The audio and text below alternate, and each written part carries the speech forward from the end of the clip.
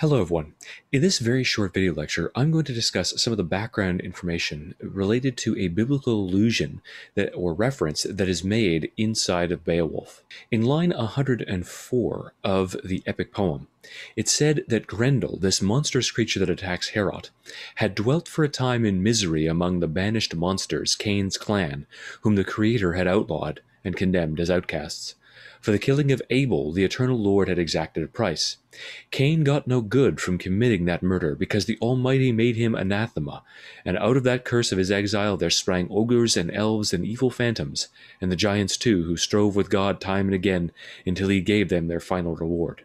Cain and Abel are the first children of Adam and Eve, and it's important to understand the connections here between Grendel, the offspring of Cain, and the biblical narrative surrounding them in order to properly appreciate the function of the monster in this pagan Christian context, this context of the conversation between paganism and Christianity.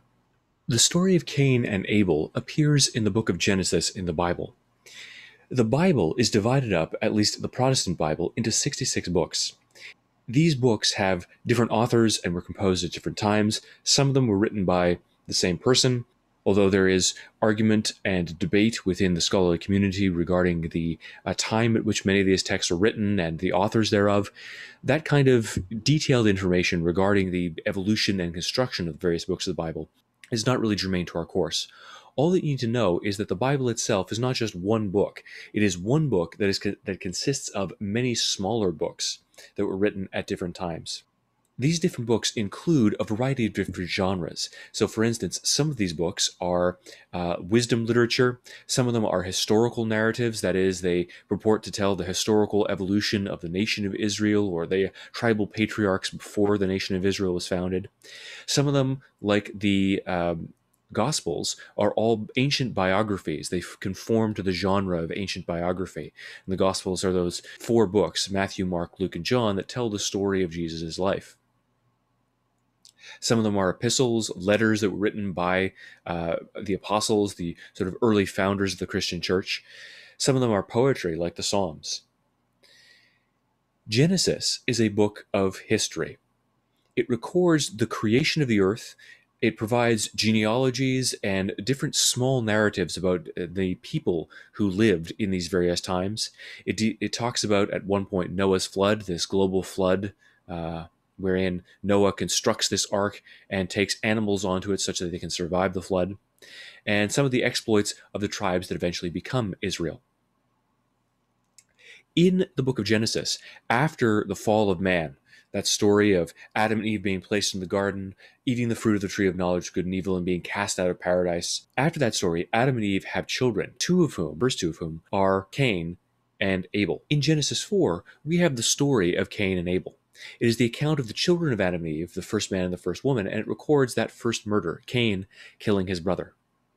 And this is the story from Genesis 4, starting in verse 2. Now Abel kept flocks, and Cain worked the soil. In the course of time, Cain brought forth some of the fruits of the soil as an offering to the Lord, and Abel also brought forth an offering, fat portions from some of the firstborn of his flock. The Lord looked with favor on Abel and his offering, but on Cain and his offering he did not look with favor. So Cain was very angry, and his face was downcast.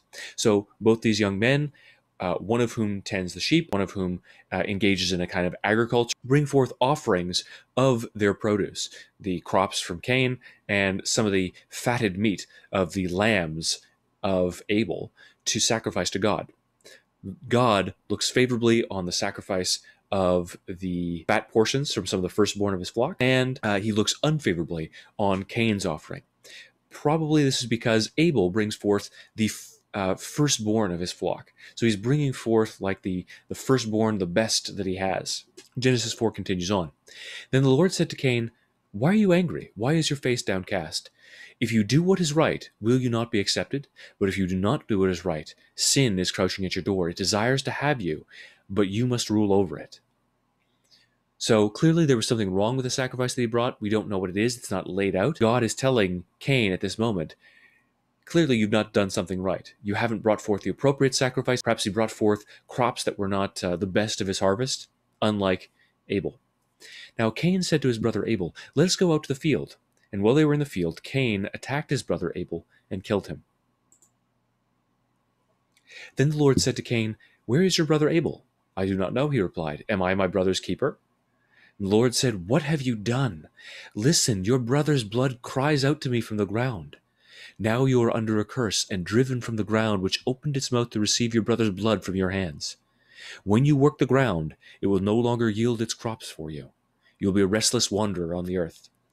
So, what we have here is a recording of the first murder, but also a murder steeped in the violation of kinship bonds, the violation of the bonds of blood and family.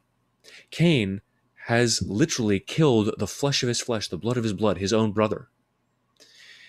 Grendel is then connected to this story because he associates with the offspring of Cain, the ancient offspring of Cain. So Cain lived out his life, continued on, and then sired children. They had children on, and those children eventually became all these fairies and giants that we see in Beowulf. Just a little bit of contextualizing background information so that you can better understand the allusions and references that the Beowulf poet is making here. We'll talk more about this and build on it in our interactive class.